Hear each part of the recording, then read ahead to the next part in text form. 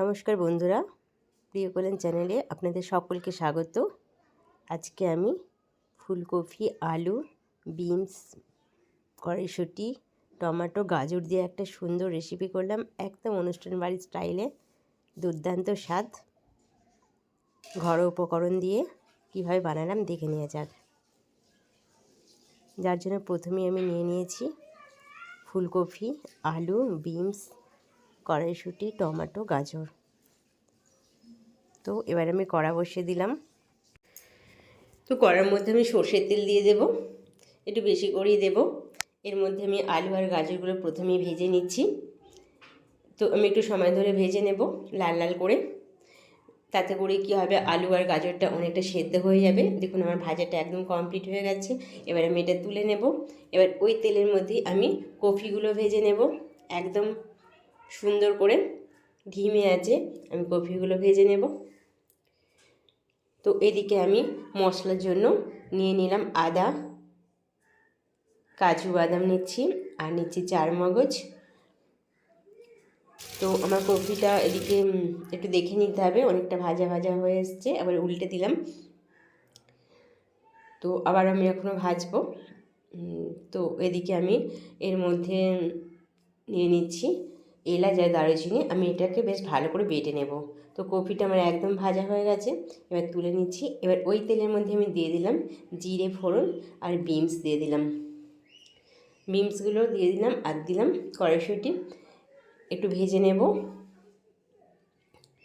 এবার এর মধ্যে আমি তুলে দেব কেটে রাখা মিডিয়াম সাইজের দুটো টমেটো। তো একটু আমি সময় ধরে ভেজে নেব।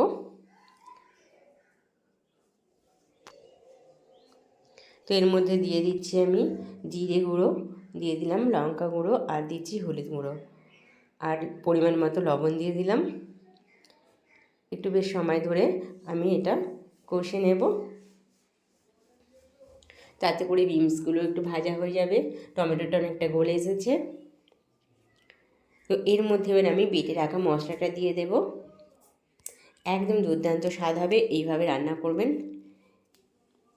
তো এবার আমি এটা খুব সুন্দরভাবে কষে নেব তেল ছাড়া আসা অবধি।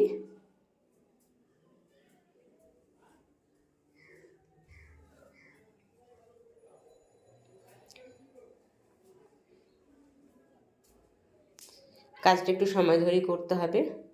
তো কষাটা অনেকটা হয়ে গেছে বলে আমি হালকা জল দিয়ে দিলাম। আবার একটু ভালো করে কষে নেব। এর মধ্যে এবার আমি ভেজে রাখা আনাজগুলো তুলে দেব। এটা দিয়েও কিন্তু আমি বেশ সময় ধরে কষবো, তাতে করে আনাজের মধ্যে মশলাটা খুব সুন্দরভাবে মিক্সড হয়ে যাবে। আর কফি বা আলুটাও অনেকটা সেদ্ধ মতন হয়ে যাবে কষতে কষতেই।